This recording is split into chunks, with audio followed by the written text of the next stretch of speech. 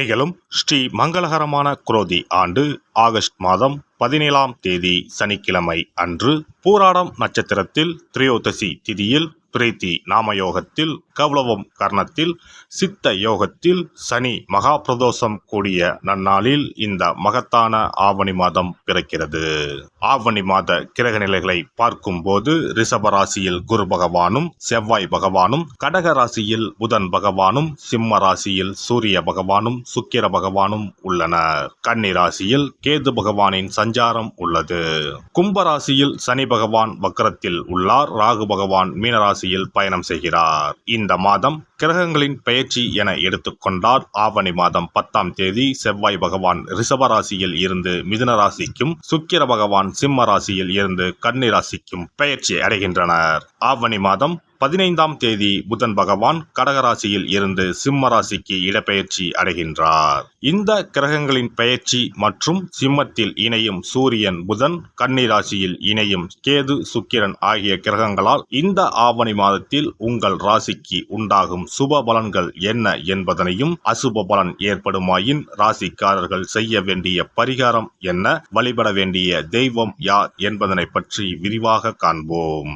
உங்கள் வாழ்வில் வளமும் நலமும் செல்வ செழிப்பும் பெற்று வாழ்வில் உயரிய நிலையை அடைய எல்லாம் வல்ல எம்பெருமானை வேண்டி விரும்பி கேட்டுக்கொள்கிறேன். பெரியவர்களுக்கு மதிப்பளித்து அவர்களின் ஆசிகளை பெற்று வாழ்வில் சாதனைகள் பல புரியும் சிம்ம ராசி அன்பர்களே, நீங்கள் உங்களை எதிர்ப்பவர்களை தக்க சமயத்தில் வெற்றி கொள்வீர்கள். இந்த மாதம் பணவரத்து அதிகரிக்கும். எதிர்பாராத நல்ல திருப்பங்களை ஏற்படுத்தும். மனதில் சந்தோஷம் உண்டாகும். எந்த பிரச்சனை வந்தாலும் சமாளித்து முன்னேறி செல்வீர்கள். தெளிவான முடிவுகள் எடுப்பதன் மூலம் இழுபறியான காரியங்கள் சாதகமாக நடந்து முடியும். தனஸ்தானத்தில் இருக்கும் குருவால் பொருளாதாரம் மேலோங்கும். மற்றவர்கள் பாராட்டக்கூடிய மிகப்பெரிய செயலை செய்து முடிப்பீர்கள். தொழில் வியாபாரம் சிறப்பாக நடைபெறும். பழைய பாக்கிகள் அனைத்தும் வசூலாகும். புதிய ஆர்டர்கள் கிடைக்கும். முக்கிய நபர்களின் ஆதரவை கிடைக்கப் பெறுவீர்கள். உத்தியோகத்தில் இருப்பவர்களின் பணம் சம்பாதிக்கும் திறமை அதிகரிக்கும். மேலதிகாரிகள் கொடுத்த வேலையை திறமையுடன் செய்து முடித்து பாராட்டுகளை பெறுவீர்கள். குடும்பத்தில் இருந்து வந்த கவலைகள் குறையும். கணவன் மனைவிக்கு இடையே மகிழ்ச்சி நிலவும். குழந்தைகளின் எதிர்காலம் பற்றிய சிந்தனைகள் மேலோங்கும். நண்பர்களால் தேவையான உதவிகள் கிடைக்கும். பெண்களை பொறுத்தவரை எந்த தடைகளையும் தாண்டி எடுத்த காரியத்தில் வெற்றி பெறுவீர்கள். மனதில் மகிழ்ச்சி உண்டாகும். கலைத்துறையினருக்கு எதிர்காலம் பற்றிய சிந்தனை மேலோங்கும். எல்லா காரியங்களும் நல்லபடியாக நடக்கும்.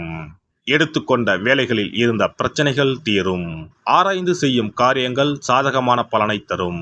அரசியல் துறையினருக்கு ஆயுதங்கள் கையாளும் போதும் வாகனங்களை ஓட்டும் போதும் எச்சரிக்கை அவசியம். வீண் செலவுகள் ஏற்படும்.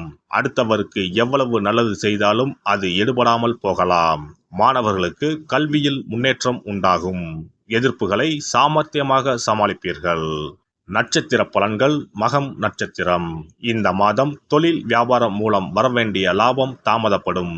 எதிர்பார்த்த நிதியுதவி ஓரளவுக்கு கிடைக்கும். ஆர்டர்களுக்காக இருந்த அலைச்சல் குறையும். உத்தியோகத்தில் இருப்பவர்களுக்கு விருப்பம் இல்லாத இடமாற்றம் வரலாம். பூரம் நட்சத்திரம். இந்த மாதம் குடும்பத்தில் வீண் வாக்குவாதங்கள் ஏற்படும். கணவன் மனைவிக்கு இடையே நிதானத்தை கடைபிடிப்பது நல்லது.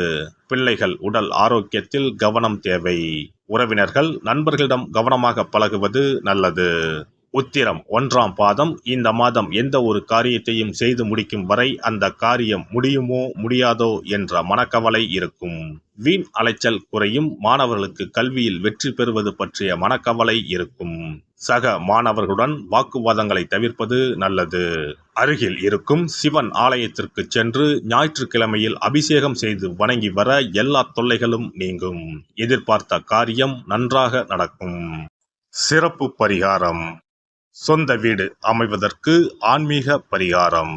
சொந்த வீடு கனவு நிறைவேற வேண்டும் என்பதற்காக எத்தனையோ கோவிலுக்கு சென்று எத்தனையோ பூஜை வழிபாடு என செய்தும் ஒன்றும் நடக்கவில்லை என்பவர்கள் வீட்டிலேயே இந்த எளிய பரிகாரத்தை செய்து வந்தால் நல்ல பலன் கிடைக்கும்.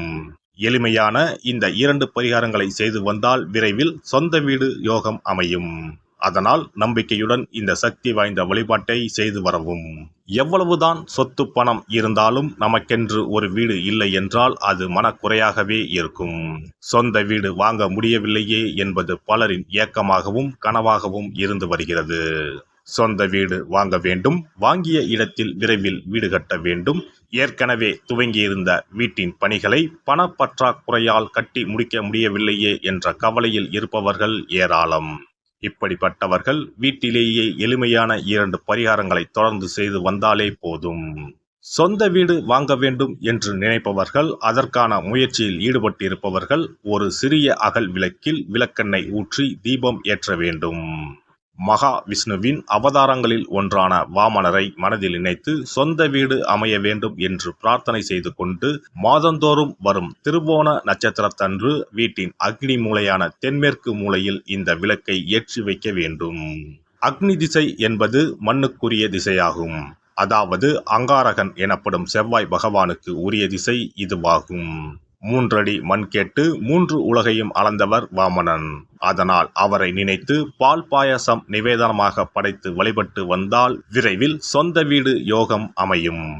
மற்றொரு பரிகாரமாக வீட்டில் பயன்படுத்தும் காமாட்சி விளக்கு அல்லது கஜலட்சுமி விளக்கு அல்லது வழக்கமாக பயன்படுத்தும் ஏதாவது ஒரு விளக்கை எடுத்துக்கொள்ளுங்கள். விளக்கை சுத்தம் செய்து மஞ்சள் குங்குமம் வைத்து வாசனை மிகுந்த வெள்ளை நிற பூக்கள் சாற்றுங்கள். பிறகு 5 ரூபாய் நாணயத்தை விளக்கிற்குள் போட்டு நெய் அல்லது எண்ணெய் ஊற்றுங்கள். ஒரு சிறிய தட்டின் மத்தியில் மஞ்சள் குங்கும பொட்டு வைத்து அதன் மீது 5 ரூபாய் நாணயத்தை வைத்து நாம் ஏற்கனவே தயார் செய்த விளக்கை இதில் வைத்து விளக்கினை ஏற்ற வேண்டும். தினமும் காலையில் 6 மணி முதல் 7 மணிக்குள் இந்த விளக்கை ஏற்றி வந்தால் விரைவில் வீடு கட்டுவீர்கள். 5 ரூபாய் நாணயம் என்பது குபேரனுக்கு உரியதாகும்.